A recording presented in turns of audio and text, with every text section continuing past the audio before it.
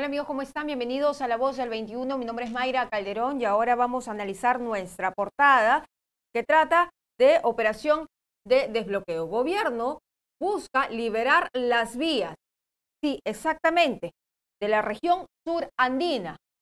¿Quién? Alrededor del sur.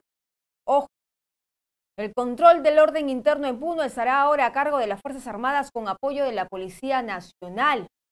¿Cómo están viviendo las regiones esta situación de bloqueo? ¿Cómo están sintiendo, por ejemplo, el desabastecimiento? Hay varias regiones que están siendo afectadas. Entre ellas, Puno, Ipa, Cusco. Ha habido testimonios dramáticos de lo que sucede allá, así como pasó con Madre de Dios, donde el balón de gas empezó a subir y el precio estaba por encima de los 600 soles. Algo similar.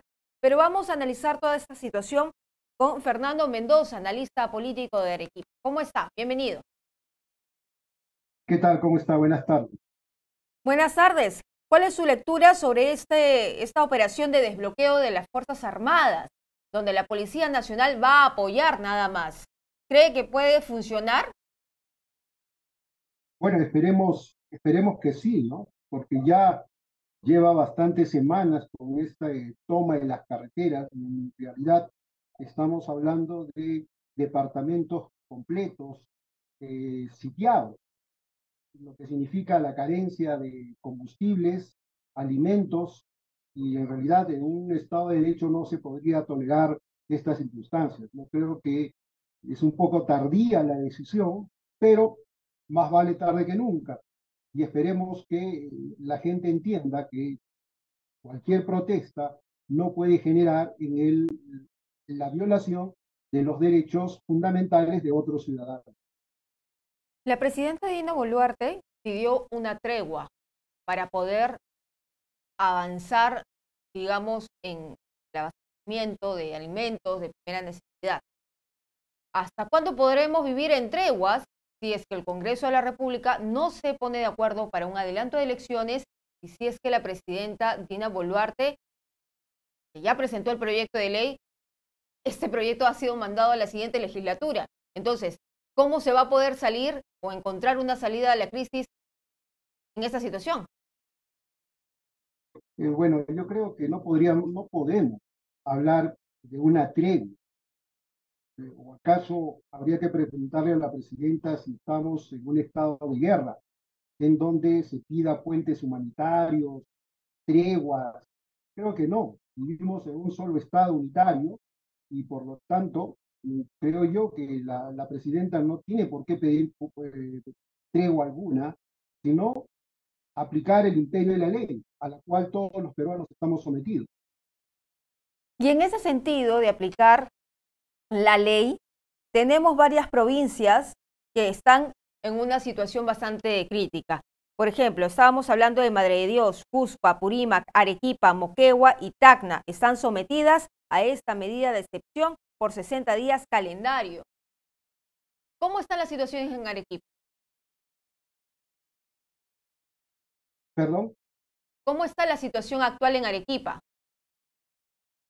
Bueno, en Arequipa ya hace unos días está tranquilo, las principales vías ya no están bloqueadas, la zona del 48 tampoco, la parte que conecta con Puno de la misma manera.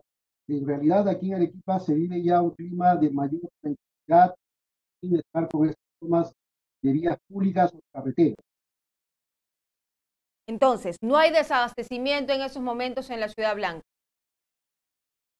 No, bueno, el problema estaba cuando Ica estaba tomada. Los Ujú.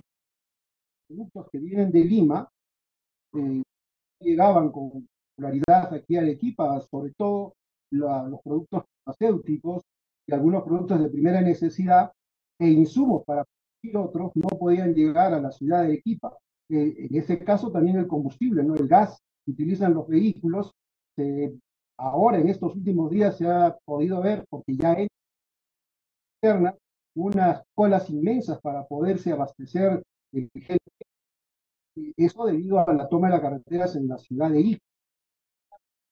Bien. Lima abastece mucho que necesitan las demás provincias para ir. Y en ese sentido, señor Mendoza, para muchos dice que no va a haber ningún, digamos, un aliciente para bajar el, el calor de las protestas. Dicen que la salida más inmediata es el adelanto de elecciones.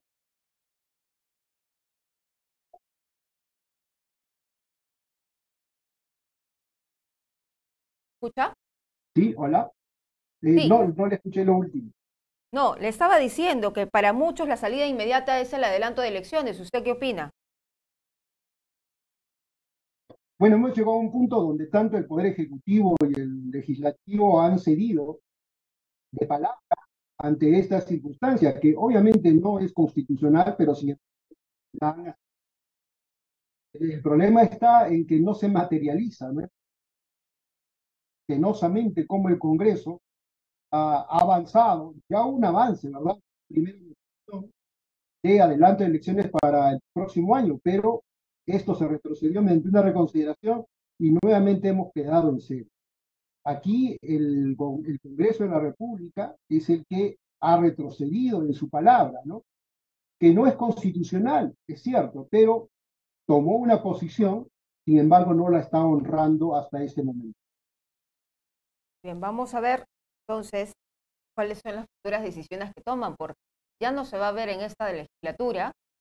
Eso quiere decir de que de todas maneras, si es que se va por las elecciones, el adelanto de elecciones, las van a ver en 2024 y ya no es en este año.